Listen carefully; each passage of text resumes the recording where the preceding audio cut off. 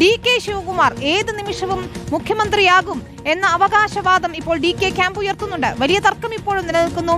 ഇന്നലെ മല്ലികാർജുൻ ഖർഗെയുടെ നേതൃത്വത്തിൽ സിദ്ധരാമയ്യയുമായി ചർച്ച നടത്തിയിട്ടും തർക്കങ്ങൾക്ക് ഒരു പരിഹാരം ഉണ്ടായിട്ടില്ല, കലാപം അടങ്ങിയിട്ടില്ല എന്നതാണ് DK ശിവകുമാറിന് മുഖ്യമന്ത്രിയാകുന്നതിന് വേണ്ടി ഹൈക്കമാൻഡ് ഉറപ്പു നൽകിയിരിക്കുന്നു എന്നതാണ് ഇപ്പോൾ ആ പക്ഷത്തിന്റെ അവകാശവാദം. ഖർഗെയെ നേരിൽ കണ്ടെന്നും MLA മാർ പറയുകയാണ്. പക്ഷേ സിദ്ധരാമയ്യ ഇതുവരെ മുഖ്യമന്ത്രി സ്ഥാനം ഒഴിയാൻ സന്നദ്ധത അറിയിച്ചിട്ടില്ല. ഹൈക്കമാൻഡ് തീരുമാനം ഞാൻ അംഗീകരിക്കുമെന്ന് പറയുമ്പോൾ പോലും പ്രതിസന്ധി അവിടെ അങ്ങനെ തന്നെ നിൽക്കുകയാണ്. നോബിൾ മാരിക്കാരൻ ചേരുന്നു. നോബിൾ, ബീഹാറിലെ തെരഞ്ഞെടുപ്പ് തോൽവി വലിയ തിരിച്ചടിയായി നിൽക്കുന്ന കോൺഗ്രസിന് ഇതാ ഭരണത്തിലിരിക്കുന്ന കർണാടകയിൽ മുഖ്യമന്ത്രി സ്ഥാനത്തെ ചൊല്ലിയുള്ള തർക്കം. അതും രണ്ട് മുതിർന്ന നേതാക്കൾ സിദ്ധരാമയ്യയും DK ശിവകുമാറും 2.5 വർഷത്തിന് ശേഷം തനിക്ക് മുഖ്യമന്ത്രി സ്ഥാനം നൽകണമെന്ന അവകാശവാദവുമായി DK എത്തുമ്പോൾ അതൊരു പ്രതിസന്ധിയിലേക്ക് പോകുമ്പോൾ ഒരു പരിഹാരം കാണാൻ ഇനിയും കഴിയുന്നില്ല. ഖർഗെ നേരിട്ടിറങ്ങിയിട്ടും ചർച്ചകളൊന്നും ഫലം കാണുന്നില്ല എന്നതാണ്.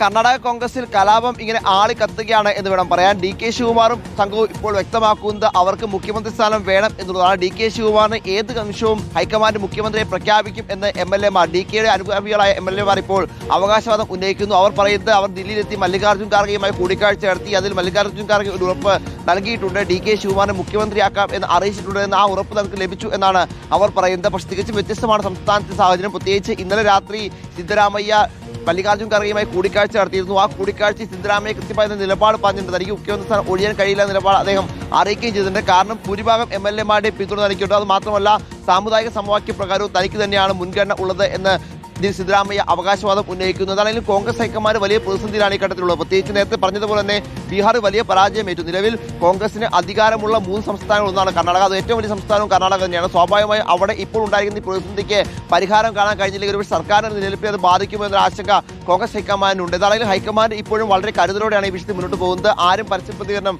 ഈ നിമിഷം വരെ നടത്തിയിട്ടില്ല. പക്ഷേ DK ശിവകുമാർ ഉറച്ചു തന്നെയാണ് ഉള്ളത്. ഇത്തരത്തിൽ മുഖ്യമന്ത്രി പദത്തിലേക്ക് എത്താൻ വേണ്ടി KPCC അധ്യക്ഷ പദം അധികം അളകടക്കം ഒഴിയാൻ അത്തരം രാജിവെക്കാൻ തയ്യാറായപ്പോഴാണ് DK ശിവകുമാർ നിൽക്കുന്നത് എന്നുകൂടി ഈ ഘട്ടത്തിൽ നമ്മൾ എടുത്തു പറയണം. എന്താണെങ്കിൽ നിലവിലത്തെ സാഹചര്യത്തിൽ വലിയ പ്രതിസന്ധി ഉണ്ടാകുമ്പോൾ BJPയും JDSും ഈ സാഹചര്യം മുതലാക്കാൻ വേണ്ടി കാത്തിരിക്കുന്നു എന്ന കാർത്ത കൂടി നമ്മൾ അവിടെ നിന്ന് റിപ്പോർട്ട് ചെയ്യുന്നുണ്ട്. പ്രത്യേകിച്ച് JDSന്റെ ഭാഗത്ത് നിന്ന് കുമാരസ്വാമി തന്നെ നേരിട്ട് വ്യക്തമാക്കുന്നത് 6 മാസത്തിനുള്ളിൽ കോൺഗ്രസ് വലിയ പൊട്ടിത്തെറി ഉണ്ടാകും എന്നുള്ളതാണ്. ആ പൊട്ടിത്തെറിയുടെ ഭാഗമായി ഒരുപക്ഷെ ഒരു വിഭാഗം അപ്പോൾ DK ശിവകുമാറാണോ അല്ലെങ്കിൽ മറ്റേതെങ്കിലും വിഭാഗമാണോ തങ്ങളിലേക്ക് എത്തുമെന്ന് JDSലേക്ക് എത്തുമെന്നൊരു പ്രതീക്ഷ കുമാരസ്വാമിക്കുമുണ്ട്. അതിന്റെ ഭാഗമായി അദ്ദേഹം കൃത്യമായി തന്നെ ജനങ്ങൾ വലിയ ആശങ്കയിലാണ്. പ്രത്യേകിച്ച് നിലവിലത്തെ സിദ്ധരാമയ്യ സർക്കാർ വലിയ അതിർത്തിയിലാണ് എന്നടക്കമുള്ള കാര്യങ്ങൾ പറയുകയും ചെയ്തു. ആണെങ്കിലും കോൺഗ്രസിനെ സംബന്ധിച്ച് ഒരു തലവേദനയായി കർണാടക നിൽക്കുകയാണ്. പ്രത്യേകിച്ച് ഇത്തരത്തിൽ നേരത്തെ അധികാരത്തിലെത്തുമ്പോൾ 2.5 വർഷം പിന്നിടുമ്പോൾ DK ശിവകുമാറിനെ മുഖ്യമന്ത്രിയാക്കാമെന്നൊരു ഉറപ്പ് സംസ്ഥാനം നൽകിയിരുന്നു എന്നാണ് DK ക്യാമ്പ് വ്യക്തമാക്കുന്നത്. അത് നടപ്പാക്കിയില്ലെങ്കിൽ വലിയ പൊട്ടിത്തെറിയിലേക്കും അത്തരത്തിൽ വലിയ പ്രതിഷേധത്തിലേക്കും പോകും എന്നും അവർ പറയുന്നു. പരസ്യ പ്രതികരണം അടക്കം ഹൈക്കമാൻഡ് വിലക്കിയിട്ടുണ്ടെങ്കിൽ പോലും MLA മാർ ഇപ്പോഴും പ്രത്യേകിച്ച് DK ശിവകുമാറോട് അടുത്തിരിക്കുന്ന MLA മാർ ഇപ്പോഴും പരസ്യ പ്രതികരണം തുടരുകയാണ്. അത് മാത്രമല്ല അവർ ഒരു കലാപക്കോടി ഇപ്പോഴും ആഞ്ഞു വീശുകയാണ് കർണാടകയിൽ എന്ന കാര്യത്തിൽ യാതൊരു സംശയവുമില്ല. വലിയ പ്രതിസന്ധി കോൺഗ്രസിൽ തുടരുകയും ചെയ്യുന്നുണ്ട്. വിനീത, ശരി, നോബിൾ മാരിക്കാരനാണ് വിവരങ്ങൾ നൽകിക്കൊണ്ടിരിക്കുന്നത്. കർണാടകയിൽ പ്രതിസന്ധി രൂക്ഷമായി തന്നെ തുടരുന്നു. ഹൈക്കമാൻഡിന്റെ അനുനയ നീക്കങ്ങളൊന്നും ഫലം കാണുന്നില്ല ഈ ഘട്ടത്തിലുമെന്നാണ് നോബിൾ റിപ്പോർട്ട് ചെയ്യുന്നത്.